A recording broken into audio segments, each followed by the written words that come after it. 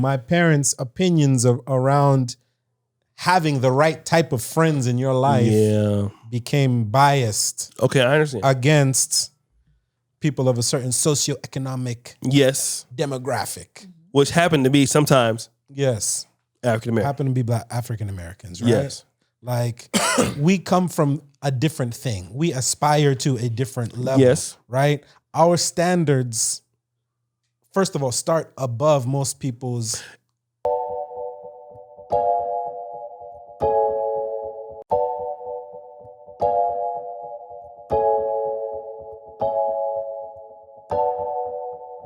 Hi guys, welcome to Kenganda. My name is Johnny Tamaya and this is the Repat Podcast.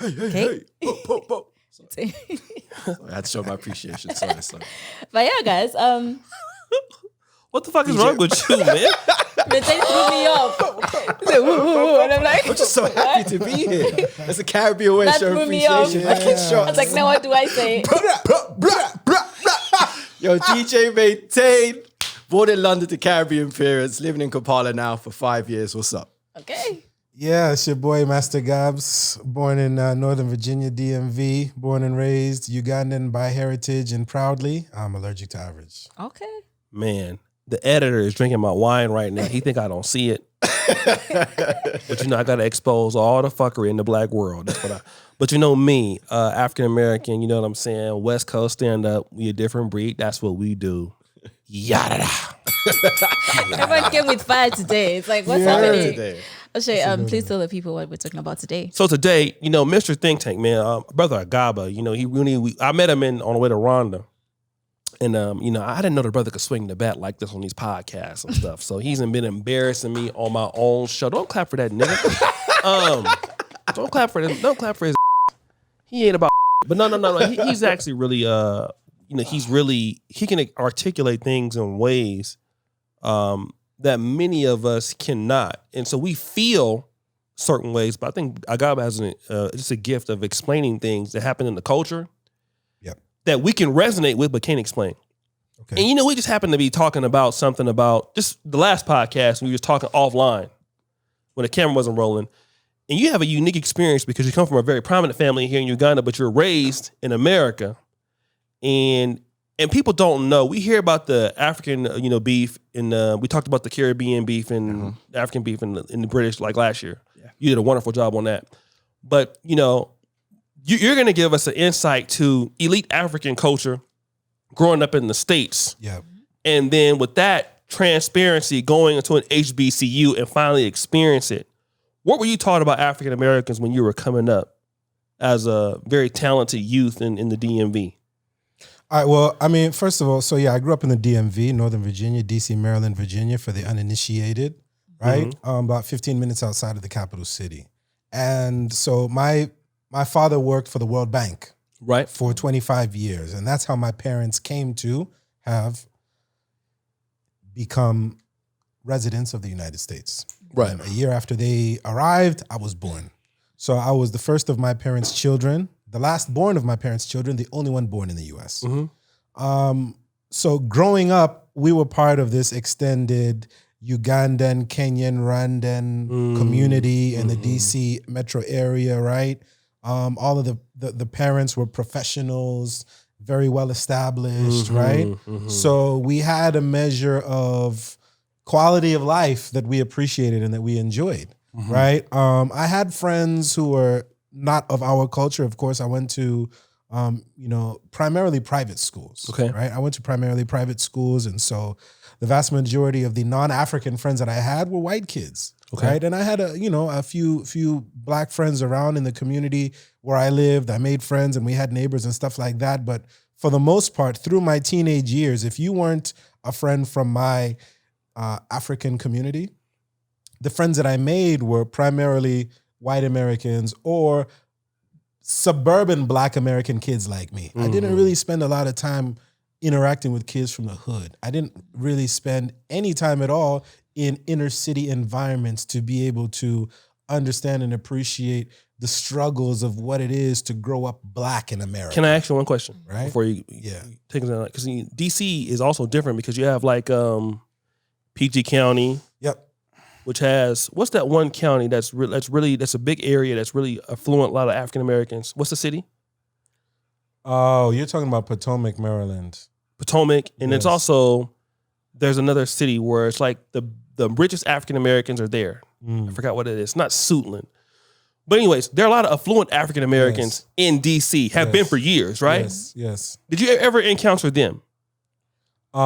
Yes, I did. Okay. I did. So among the friends that I had growing up, right, they belonged to youth groups like Jack and Jill. Okay, the Right. black elites. So the black elites, when I talk about Jack and Jill, right? Jack and Jill is a youth group that rich black parents enroll their kids in to make friends with and mix with other black elites. Yes. So the kids who are in Jack and Jill are the kids of the black millionaires, the wealthy black elite within your community. And Jack and Jill is a nationwide thing. So there are chapters in every metropolitan area.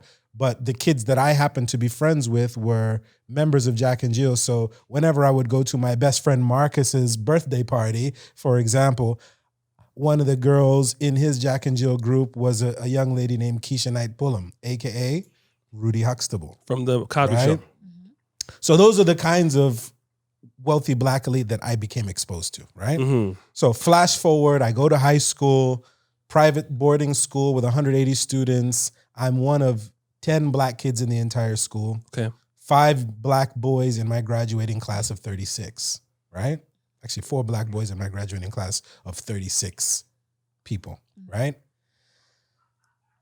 Mind you, my name is Agaba Tumusime. I don't have a name like John, Josh, Joe, Bobby, Ricky, Jimmy. So as people were introduced to me, they would always recognize that I'm an African through and through by my name, and I also associate very proudly as that. By design, by my parents not giving me an American or a Christian English name, however you want to describe it, right? So I decide when I'm deciding to go to college, my best friend Gerard and I, another black American guy who comes from an elite family boarding school type, right? We decide, let's go to Morehouse College. We want to go to an HBCU. We want to go to Atlanta. We want to immerse ourselves in the heart of everything that is popping about black culture. Let's go. So he and I, we apply, we both get accepted. Freshman year, we go down there. And let me tell you something. The culture shock that slapped me in my face was the most life-changing thing I've ever experienced. I went from being a guy who was cool and I could get along with everybody, feeling like I was an imposter amongst my quote unquote my own people, right? There were other Africans who went to school at Morehouse and Spelman and the Atlanta University Center in general. So I'm not talking about my people in that essence. I'm talking about just black people like you and me. But I'm talking about some of the coolest, most swagnificent, most confident, most intelligent. I'm talking about the definition of black excellence. I just dove right into that. And I felt like an imposter. Right. Because I didn't feel confident enough to talk to any of the girls. I didn't feel cool enough to be liked by any of the guys, right? I didn't feel intelligent enough to be able to talk about some of these pertinent issues that are, involved in the black community. Another one of the young people who was a freshman in my freshman class at Morehouse College, Sean King. What? Yes. White Sean King. Yes. If they ain't that a Right. bitch. Sean King, also known as an activist for Black rights, Black Lives Matter, allied to Black Lives Matter movement and all that stuff. So he and I entered Morehouse College in the same freshman class. What? Fall Was he of popular 97. then? Huh? Was he popular at that time? I mean, he was just a light-skinned looking dude. We thought he was a mixed light-skinned looking dude, but he was always an articulate, ended up very being white, intelligent, right? Yeah. So I say all of this to say, like, I dove right into the deep end, and I was just like, yo, first of all, I'm used to looking at skinny, underdeveloped white girls, and I walk around and holy shit. Preach. Don't get in trouble. Like these are women. Oh yeah. Oh yes. And I'm like, yes. I don't even know where to begin. I can't even say hello. Yeah. No. So then we go to the clubs. We go everywhere. And it's just like, yo, like. That's when Lil Jon and the East Side Boys was just coming out. Let me tell you something. What was percolating at that time was Master P, No Limit, yeah. Cash Money, right? Outkast was Aquemini album was coming through, right? Lil Jon and the East by Lil Jon coming through. I Like right? Them Girls. That came out around that time. Right? So I was like, yo, this is everything. That's when the South was really hitting. Everything was percolating out of Atlanta at that particular point. Freaknik was right there. Oh my goodness. On our front doorsteps. I would have had like 15 kids. Jealous. So I'm like, everything is swirling around me. So you know what me and my boy did? We became aficionados of strip club life, right? Okay. What's the big strip club out there? What's it called? Magic City. Magic City. Did you go? Did you was rich, so you didn't have no financial aid. I went to Magic City. I went to Club Nikki's VIP. Our favorite one was the Gentleman's Club. The Gentleman's Club was open at midday. Actually, most strip clubs open at midday. And they got chicken wings there too in Atlanta, Let me right? say something. The lunch buffet at the strip club is the best. I've heard about this. Right? Yeah. You want to go to Atlanta? Yeah. No, my boy. No, come on. You can come with me. We go right now. The best Okay. thing about After the strip clubs was it was free before 7 p.m. Okay. So we would literally schedule our classes in the morning, 9 a.m. class, 10 a.m. class, break off at 11, go to the strip club, chill, have lunch, come back for like a 2 p.m. class in the afternoon. That was like our probably 2-3 days out of the week during Monday through Friday. We was in the strip club for lunch, That was your life. chilling, right? So I actually learned how to talk to women in the strip club. Because now these girls saw that I was very shy, unassuming, unthreatening, cute guy who's using his big brother's fake ID to get into the strip club, right? Yeah. So they were like just talking to me and giving me the game. And Right. I learned how to talk to grown-ass women in the strip club. Let me ask you something, because obviously, I had to do some Negro research on you. Okay. Because I do have a PhD on Negroology. So before I bring somebody in the podcast, I had to do some Negro Research Institute work on you. Sure. Yeah, because I at the Negro State University, I have those labs. Right? So Okay. gotta check you Negroes, make sure y'all who. So I had you came up with a perfect report, right? So coming, when you so coming from a prominent family here, and being immersed into Black culture, and I don't want to expose you, but what were you taught? I mean, obviously, because your family was doing very well. Yeah. To be invited to Jack and Jill, like, I can't apply to Jack and Jill. You have to have generations of, like, people don't know, like the Black elites, Yeah. no single mothers, period. Right. If I go to medical school, I can't get in. I graduated medical school. Maybe like my great-great-great-grandchild can get into Jack and Jill. Yeah. It's that difficult. You cannot get into Jack and Jill first generation. No entertainers whatsoever. No gays, nothing. Yeah. So for you to be able to go to a Jack and Jill event as an African, it speaks volumes of who your people were. Because it's like even P. Diddy can't get into Jack and Jill. Right? Yeah. So so being, when you were coming up in high school, what were you taught about African Americans? And then what was your experience going to Morehouse? Okay. So what I was taught about African Americans, so my parents didn't discriminate against anybody in terms of allowing us to be friends with people. Okay. Right? They welcomed all friends into our household. Right? Yes. And it just so happened that, like I said, I'm the youngest of my parents' kids. I had 2 older brothers. And my older brother, Albert, God rest his soul, he passed just about a year ago. Okay. He was very much comfortable hanging out with niggas in the hood. Okay. He assimilated into that life Oh. very well.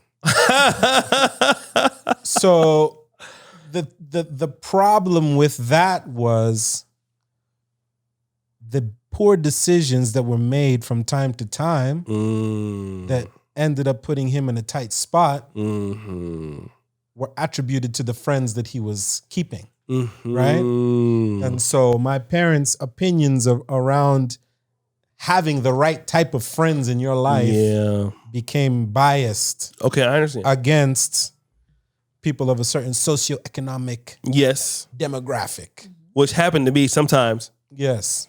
African American. Happen to be Black African Americans, right? Yes.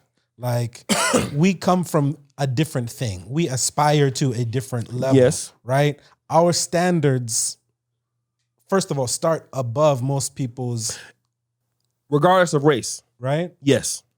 Our floor begins where most people aspire to, Yes. right? So that was a critical thing for me, right? And so it was one of those things where I just saw the mistakes that my brothers made around the company that they kept and the friends that they were with. And so not that it made me have a bad opinion of anybody in particular. I just knew that that's not the type of shit that I want to get into. It's not the type of behavior that I want to associate with. And I found that shit to be dangerous and risky. So I don't have an appetite for that type of danger and risk in my life. Therefore, I don't gravitate toward that. So flash forward to me turning 18, going to Morehouse, right? Immersing myself in this Black American culture that to me was like, everything is just so cool, so cool, so cool, so cool, right?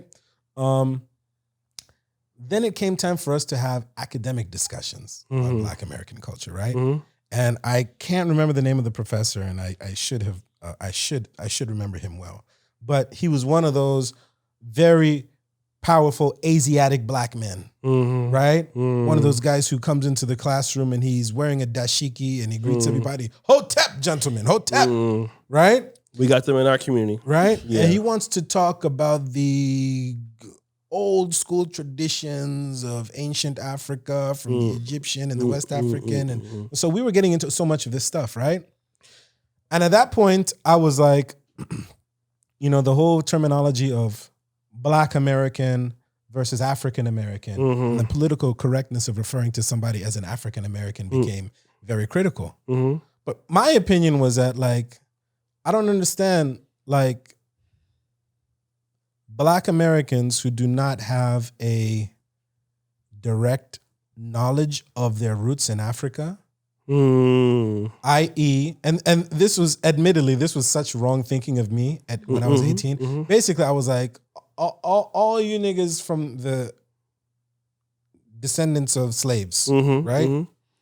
If you don't know where in Africa your family came from, you can't call yourself an African American. You're Black. You're a Black American. I'm an African American. Because I am African by blood, American by birth. African American. Okay. I am the dictionary definition of an African American. Okay. So that's how I looked at Well, it. you building it up, brother. You know what I I like mean? this. This is a good Right? show. This is a So great we show. used to have conversations and debates about how people are calling their sons Kwame and Olufame and adopting all types of trendy West African names. Big And I'm name like, is what the Kwame in the fuck? Black Like, community. Just because So you big. have a name that your family does not understand the origin of does not make you African. Yes. You know what I mean? So I used to have a lot of tense discussions with people, right? But then it wasn't until I understood the systems that were put in place by the founding fathers in America to strip the slaves of. So let me their go to identity, that, and then we're gonna go to Maintain's experience. Yeah, But so I didn't understand all of that. So without talking too long about all that, it wasn't until I became properly educated about the history of Blacks in America. who educated you? I mean, I know them brothers in Morehouse got you straight real quick. it started there. I It know they started was gonna there. get you straight. They gonna deal with you Yeah, over there. it started there to the point where like guys wanted to fight me because I was Yeah. saying shit that offended them. Oh yeah, And rightfully they'll whoop so. your ass too. Yeah, Right rightfully there so. in Morehouse. I felt like I was correct in my opinion. Yes. Like, nigga, just because you think that you're Black, right. if you don't know where your 3 generations ago family came Yes. from in Africa, you can't claim Which you Africa, knew. right? Yeah. Because also at the same time, I was coming from a position of people, always calling you African booty scratcher, right? Always making fun of my name, right? Agaba Tumusime, people used to call me, I need a tuna sandwich, right? I want a tuna sandwich, right? So I had all of these years of beef also built up from like, yo, nigga, you same Black Americans who used to make fun of me for being African now want to claim this? Like now you want to claim my set? Okay. You know what I'm when it saying? start getting hot, the Afro beats start. Now Are they you- wearing dashikis and things like that? Now you want to claim my set, but you're not gang. Okay. Let me just say this because I see Maintain got that face right. Maintain gave us one of the best episodes on this channel, the Black British beef versus Caribbean. Now you hear what he's saying. Yeah. What did the Africans tell you in London when you was coming up? Exact same thing that Gab said, which was if, yes, you have the name, you don't know the meaning to, and when you trace your last name, you're tracing a European history. Yes. So how can you claim to be African? Yeah, that was the argument I faced a lot growing up in London as a Caribbean man. So everything you're saying, it resonates with me so much because that was the dialect, you know, between me and my friends. And my first, let me just think. Yeah, my first African friend was Ikem. Nigerian, lived at number 33. And I felt no way about making him my friend either. I've never been like, you know, you're African, you think this way about me. I judge you on how you treat me. Like I'm a mirror. Yeah. I mean, if you're cool with me, I'm cool with you. If you want to bring beef, then I return that energy. So I've never really been, you know, like with the name calling and this, that, and the other. Yeah. But it really just got to me because it's like I'm British, black British. But if I get into argument with someone, a white person, it's go back home, N-word. Right. Yeah. If I go back home, then I'm told your surname. Yeah. And I know my lineage is West Coast. It's either Nigeria, Ghana, Sierra Leone, Benin, or wherever. But for me to trace my name, it's just like it's just so long-winded because it depends how many times my family was sold, right? So I could trace my surname to a certain point, then it could be like, oh, but then you was bought from this family. Then you could trace that name, and then you got to trace this name, and then you've got to somehow link it to a tribe on the West Coast. So you know, it's just real. It's just a real. I can't put my finger on the word I want to use, but it's just like limbo. Yeah. You know what I'm saying? It was, and it's a horrible feeling because then where do you fit in? Yeah. You know what I mean, where do you make your way in life, and where do you find, you know what I mean, like people on the same level as you and you can work with without feeling like, you know, insignificant. Yeah. So you know that was my experience. Can I say this? Because you know, one of the things is as an African American, you know, and I understand when I had African friends, you know, when I was young, when you're coming up and you're playing sports, you don't really look at this guy like, you know, he's from Africa because, you know, his parents being from Africa, they have the accent, but the kid don't. Right. So it's just like, where you from? Imagine it's richer than me, you know what I'm saying? Until you go to his house or whatever, and it's like something smell different to you or whatever like that, right?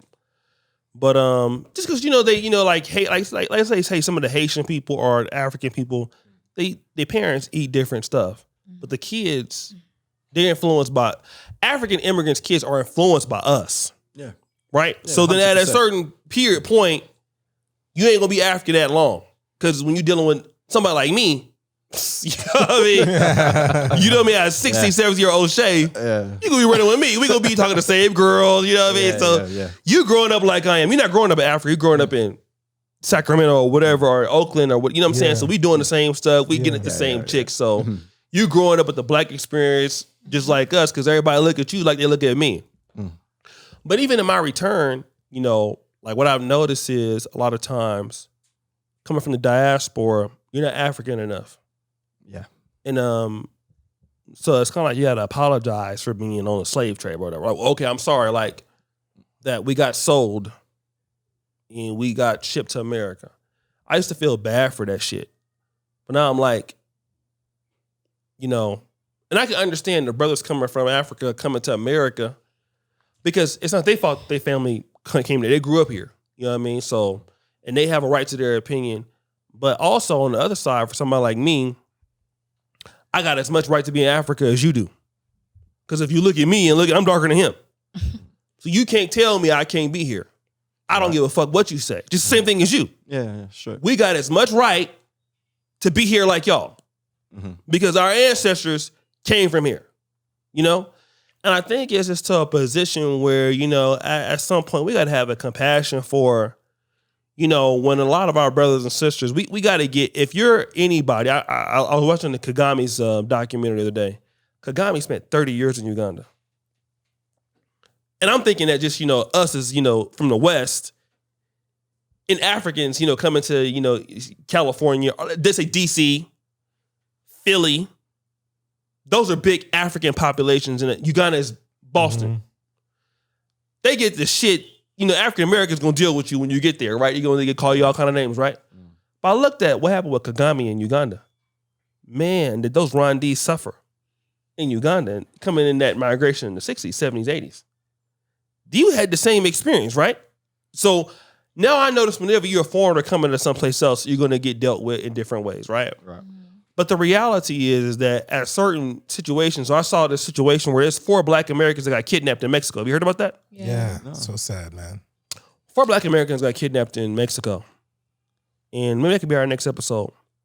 They were kidnapped, and there was a turf war going on between drug lords, and they happened to come.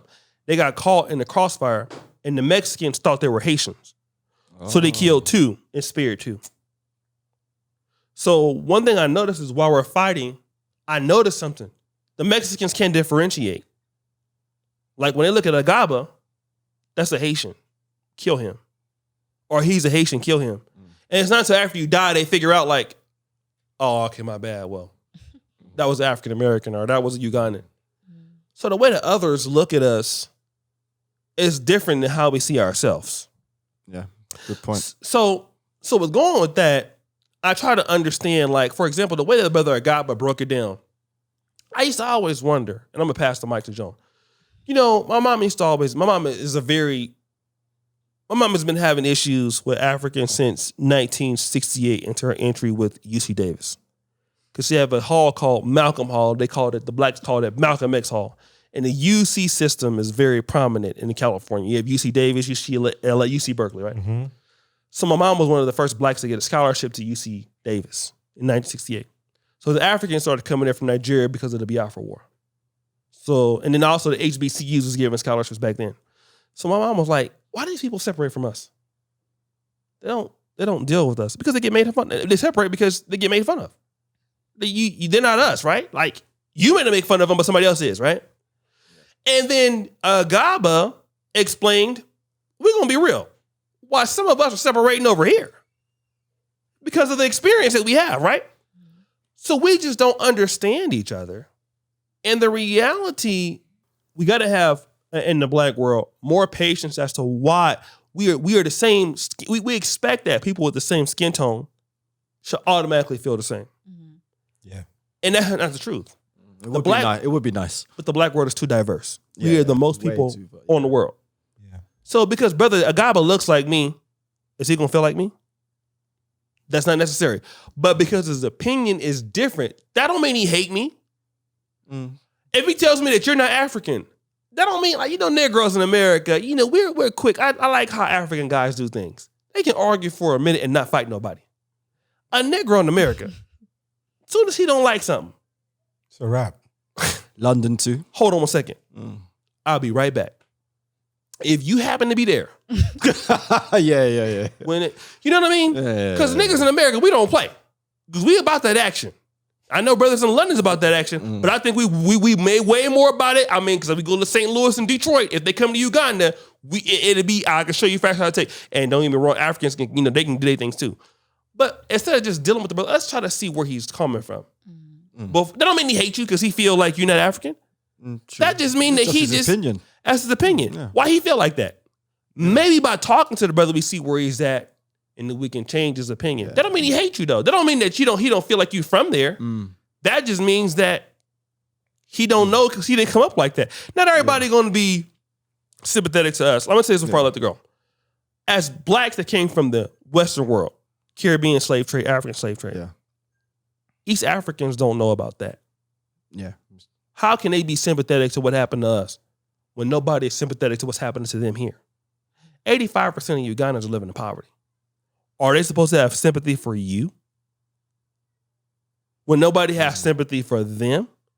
Think African Americans is in St. Louis and Detroit, LA caring about what's happening to Ugandans here? No, they don't. but we expect somebody to have sympathy for us. People are trying to survive here. They don't know our story. So that's the thing we got to realize is in the black world. Go ahead. I'm sorry, brother. No, it's cool. I think the reason why someone like myself would react in such a way, because it's always been an issue for me, even till this present day. So it's hard to take a comment like, I don't see you as African, lightly when you've been told that your whole life and you just don't feel like, well, I'm clearly not Black British and I've never felt Black British. And then now I'm being told by brothers and sisters that look like me that, so it's hard to have a conversation when the initial comment is that, because then your back is up, and then you can't articulate and you can't have a decent conversation because you're just angry. Yeah. So it's like O'Shea says, like more dialogue like this needs to happen. Yeah. In order to stop the the emotion pouring out, rather than like, you know what? Let me see what Gabs has to say. Why is Gabs saying this? Rather than like, what you said, and just switching on you. Yeah. Yeah. In saying that, how were you embraced in Atlanta when you went to was it Morehouse? Yeah, Morehouse. Yeah. How did you feel you were embraced? You know what? I guess because of the fact that I was one of so many who looked like me. Oh, okay. I can't really say that I was I can't say that I was given an overtly enthusiastic welcome, right? Because I was just another one among thousands, right? But I will say this. It was the introduction to different cultures, right? Right. Like now, I'm sitting here as a guy who's Ugandan by heritage, born in the DC area, right? I met Black dudes from California for the first time when I went to freshman orientation. So meeting a guy from, Fontana, California, right, is entirely different than meeting a Black guy from the DMV or from the New York metropolitan, the New York tri-state area and all that stuff. Yeah. So I would say those cultural differences, it was nice to be able to meet and make friends with people who were so different from the people that I knew and the archetypes of character that were familiar to me, right? So I would say, I mean, I was embraced. I mean, it wasn't so much about how people were treating me. I guess it was more so about how I looked at myself, how I saw myself as not fitting in, right? But I also want to make sure that I clarify one thing, right? Because before, when I was talking about how,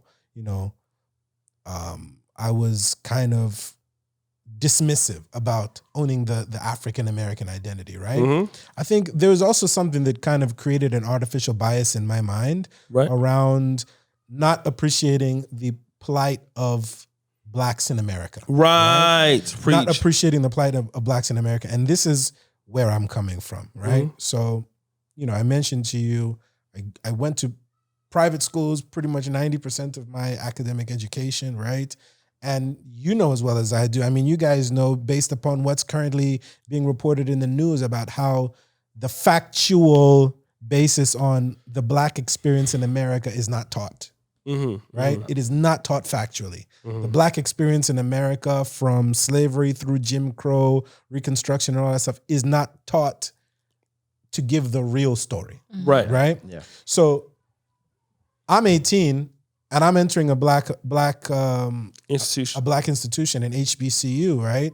And my whole thing is you mentioned that I have a prosperous family background, right? But the truth of the matter is that I'm one generation removed from a village in Bushenyi. Right. My father was born in the most poor of rural conditions here in Uganda, right?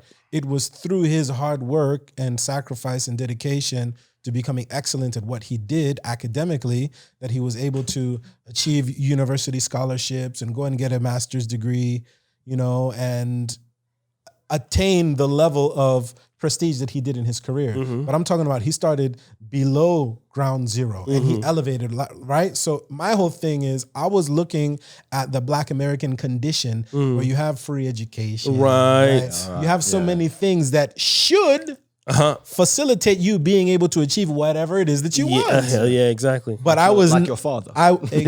If anything, he starts way below you, right? So what excuse do you have? Exactly. Right? And I was so ignorant in maintaining that position for so much of my young adulthood just because I wasn't better educated. And it wasn't until I went to an HBCU. It wasn't until I enrolled in that African American Studies course with that professor with his dashiki, claiming, repping Hotep, you know what I mean? And almost getting myself beaten up by a bunch of dudes who were outraged at the bullshit that I was talking. It wasn't until that pivotal moment that I was educated properly on how the balance of our cultures really should be more harmonious than what they are right now. Right. But I would like to know, because we're speaking off air, and I'm very intrigued by your story. Yeah. There's one that's very far removed from my experience. What happened when you left Atlanta and HBCU? So first of all, I had to leave Atlanta because I transitioned from being somebody who felt like a fish out of water to really enjoying myself too much. Because now I went, freshman year, we learned the ropes, right? Okay. Sophomore year, we moved off campus. Got an apartment in East Point, Atlanta, Georgia, in Southwest Atlanta, Georgia. The home of Outkast. Yes, right? Outkast, Young Bloods, all that stuff, right? So now I was not only attending an HBCU, but I was pretty much living hood adjacent, right? Because right there in the hood, too. Yeah, so my neighbor, for example, was a dude named Gotti. Right? Gotti. Like, yeah, my nigga Gotti, man. You know what I'm trying to say? I love y'all young niggas, man. Look how y'all do your thing, man. You know what I'm trying to say? Anybody fuck with y'all, man, just call you nigga Gotti, man. I got y'all boys, man. I got y'all boys, man. You know what I mean? So Gotti was a thug, yo. He was like a street general. Right. But he loved us because we were two young Black men. We were in school. We were doing the right things. We were making the right choices. But I was able to now start feeling more comfortable because of the experiences that I had. So again, we were clubbing, we were partying, we were having so much fun that my academics just really just took a nosedive, and I wasn't able to balance the two. So at a certain point, I was like, yo, if I really actually want to achieve a college degree, I have to get out of here. Right. I have to get out of this city. The city is counterproductive to my seriousness in life. The enjoyment that I'm having here is just too much. So I convinced my folks to let me transfer universities to a school closer to home, Towson University, Baltimore, Maryland. Now, it's not like I left, one Black city and moved to, Whiteville, USA.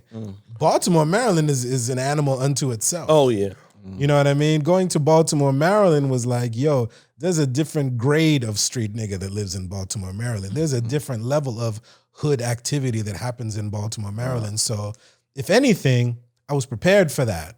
Right. So I was able to slide very comfortably now into balancing the two because my older brother, Mtunji, was about to be a graduating senior at Morgan State University, which was... Yeah, right there. Right here, right by where we lived. And then Towson University was just like 5 miles away in a whiter part of Baltimore County, right? So he was going to an HBCU over here. I enrolled at Towson University over there. Our apartment was right smack in the middle. We was on the dividing line between the white suburbs and the Black inner city. So I was in both. And I was now moving very comfortably and very confidently, being able to get in my car, drive down to, the weed spot, get what we need, you know what I mean? Also ably to comfortably drive to the frat parties and holler at Chase and, Corey and all my white boys over there, you know what I mean? So I was good. Like I was on point. Yeah. At that point, I was on point. And I had reestablished my understanding and appreciation of culture, right? And I didn't have any of the prejudices that I had before. Right. So I wasn't afraid. I wasn't scared. I was smooth. I was cool. I was good. And And I came into my own that year. That was 2000. That was going from the 99 to 2000. That was the Y2K winter, right? Yeah. That was a Y2K winter. And that overall for me was a very incredible changing point in my life, just the timing of it all. So yeah, now coming from a boy into a man and living in that environment, it was different, but it's not something that was scary or uncomfortable to me at that point. Yeah. Plus I had my big bro Yeah. to look out for me. Yeah. That's the one.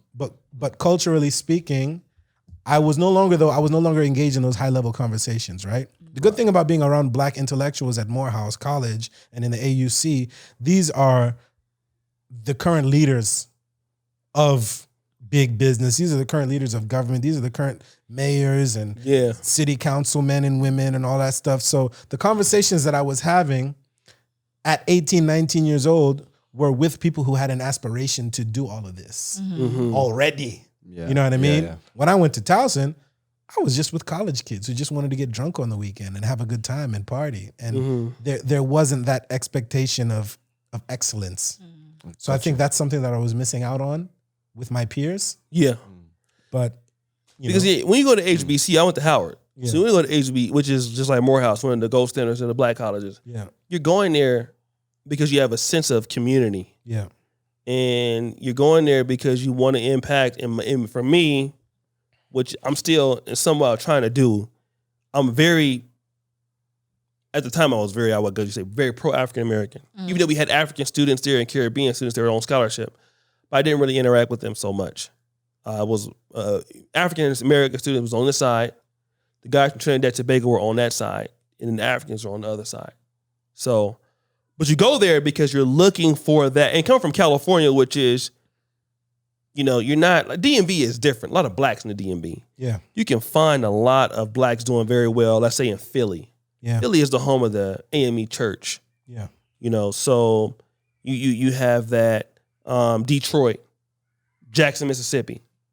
But in California, you feel like, unless you're in Lamar Park in LA or in Oakland where the Black Panthers, and Sacramento, you don't have a whole lot of black outreach. So, when you want to deal with the blacks, you have to get that experience because you're not going to get it at the UC or CSU system.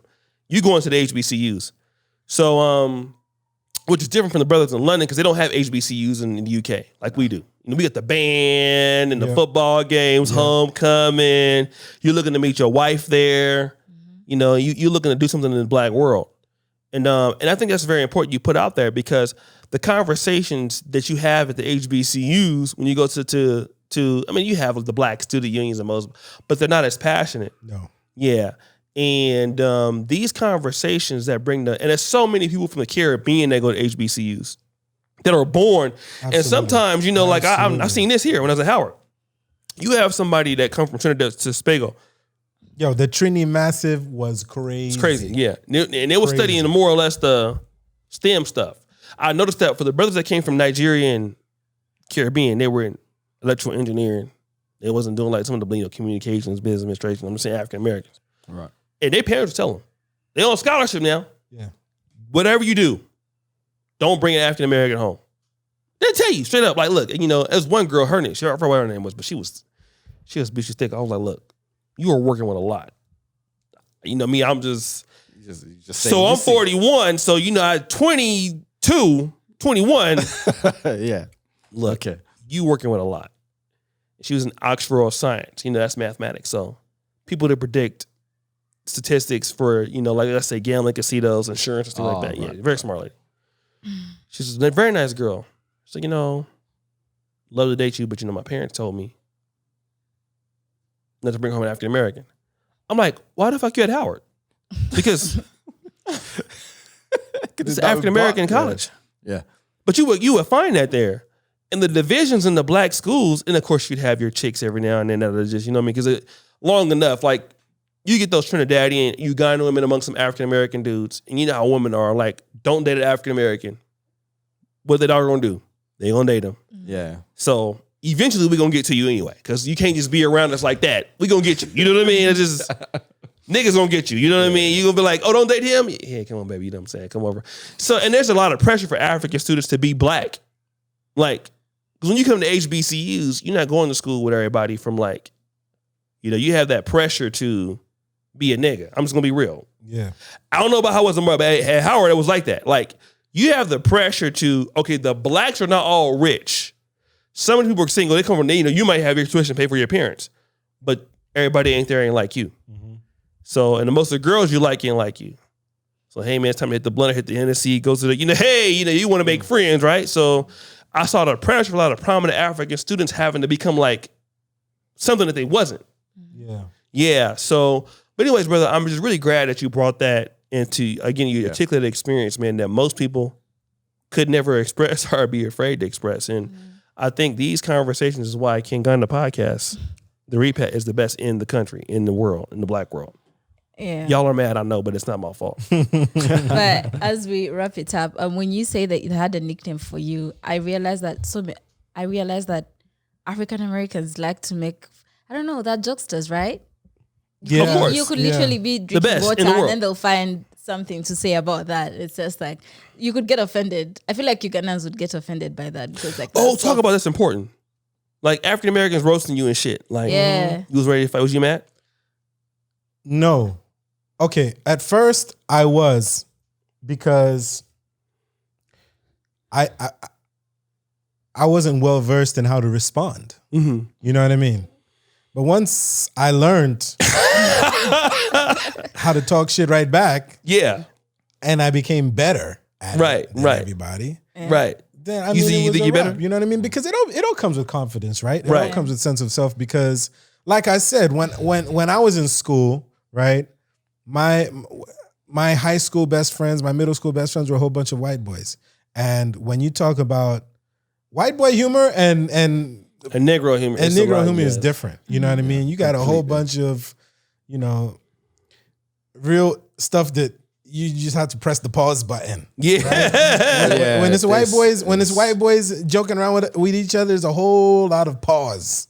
Yeah. Whoa, slow down. Mm-hmm. Hey, yo, right? Yeah. Right? Yep. So I didn't really subscribe to all of that, but you know, I wasn't raised with, I didn't develop the muscle of being able to absorb people making fun of me, Right. and still think that they loved me. Right. You know what I mean? Yeah. Yes. Yeah, I didn't develop that muscle until much later on, when I was in college and we were making fun of each other, and I saw my friends make fun of each other to the point of wanting to get into fist fights and all that stuff. Then it all became normalized, and then you develop Right. that thicker skin. Yeah. Yes. You know, but man, Because you're going to be friends with African American. We're going to talk a lot of shit about you. Yes, of course, and it's flagrant. Like lot. it's like, you know, the jokes that white racists tell about blacks are nothing compared to the jokes that black Americans tell about Africans. Oh, we're going to get you.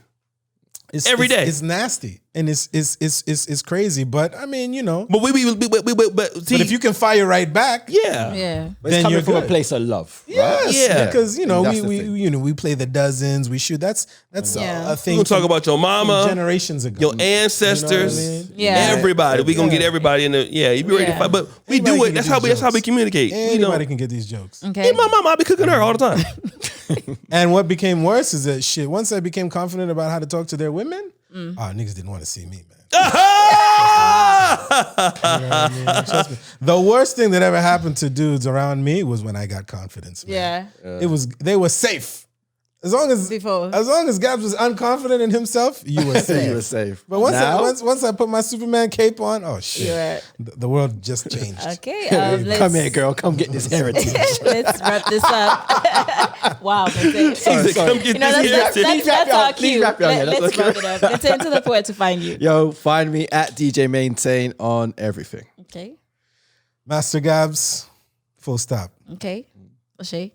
Well, he's O'Shea Duke Jackson. But don't man. message him. He don't really want to give out. No, I'm gonna just say this, man. I have so many people, you know, like I said, reaching out to me. You know, I'm over here trying to ask Gabs how to throw an event and all that. Like, I don't want to deal with Negroes. Like, I'm just gonna be honest. I left y'all back in the States. Okay, I'm just gonna be real.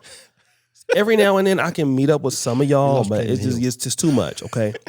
You brothers gotta stop messaging me and emailing me about coming here. Okay, I don't have the time. because some of y'all are dusting it up out there. Y'all know I have been busy and everything like that, but I will deal with you Negroes in 2024. Okay, let me get my stuff together before you start coming here and asking for me. I have too much shit going on, and I'm tired of y'all. I really am. I love you from afar. But if you just pull up, I cannot. I have already my hair. I have all kind of people. I don't have the time. Okay, I just don't. So if you come here, don't call me. Just don't call me. O'Shea tried to play me like that. Yeah. O'Shea tried to play me like that. It's with love though. Don't call Sorry, me. I forgive Yeah. you. Don't call me. Don't. You don't have my number anyway, so you can't call me. So just leave me alone. Yeah. But give me the 2024. I might be able to do something a little for you. Yeah. But like June 2024, Okay. about 15 months from now. He says that with love anyway. So make sure you subscribe to the YouTube channel and follow us on all our social media platforms at King and the Nation. Also subscribe to the Pan African Dating Show. We'll see you guys next time.